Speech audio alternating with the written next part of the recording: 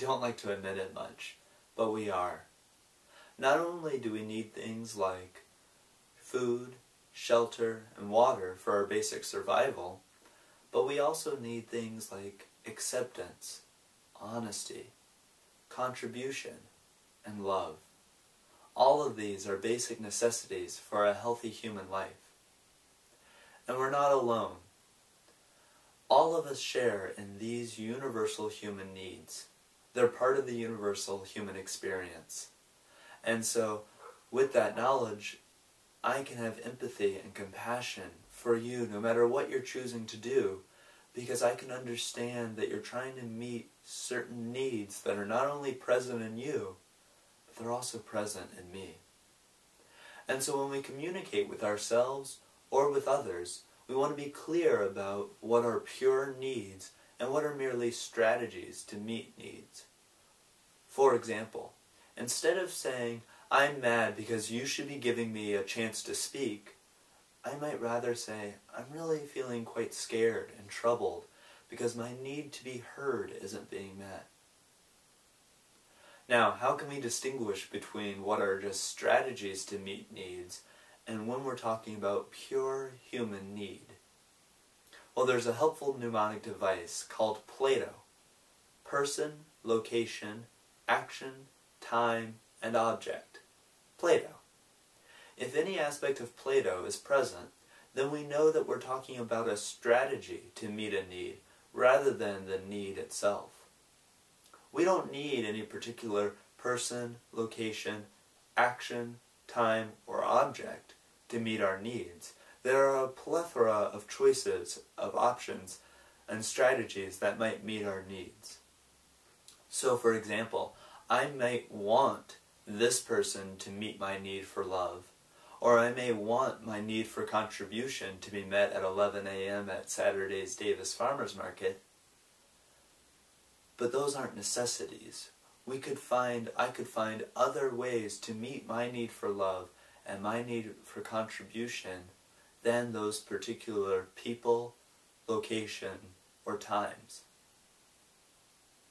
Now we want to be clear about our needs and focus on those rather than our strategies, because we want to hold tightly to needs while holding strategies loosely. Those who practice nonviolent communication often strive to find solutions that will meet all the needs rather than particular needs of certain individuals. But that does mean that sometimes our preferred strategy to meet a need, our preferred person, location, action, time, and object, may not be the strategy that would meet all the needs in a given situation. So we want to be flexible with those strategies while at the same time holding our needs tightly. Similarly, it's easier for people to connect with us when we're talking about our needs rather than to connect with particular and individual strategies.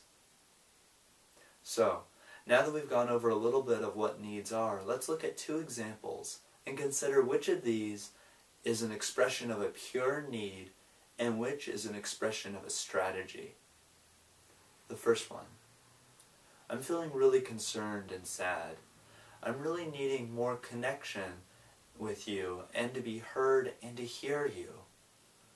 But when you use that tone of voice and that volume, I get really scared because I don't feel that my connection or my need to be heard are being met.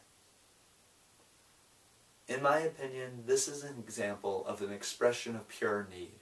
The person is expressing their need for connection and to hear and to be heard, and they're expressing their fear that those needs aren't being met in this given situation. Let's look at the next example. I'm really mad at Tiffany.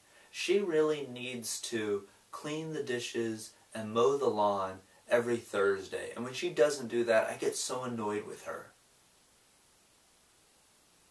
In my experience, this is an expression of a strategy. So what may be the underlying needs underneath doing the dishes and mowing the grass? Well, this person may be needing more support. They may be needing more help. In which case, if they express that, then Tiffany has a plethora of options ahead of her to meet this person's need for support or help. For example, Tiffany might do the grocery shopping or make dinner. So you can see that there are other options to meet this person's need for help and support rather than these two narrow and specific actions that this person has laid out. Thank you for watching.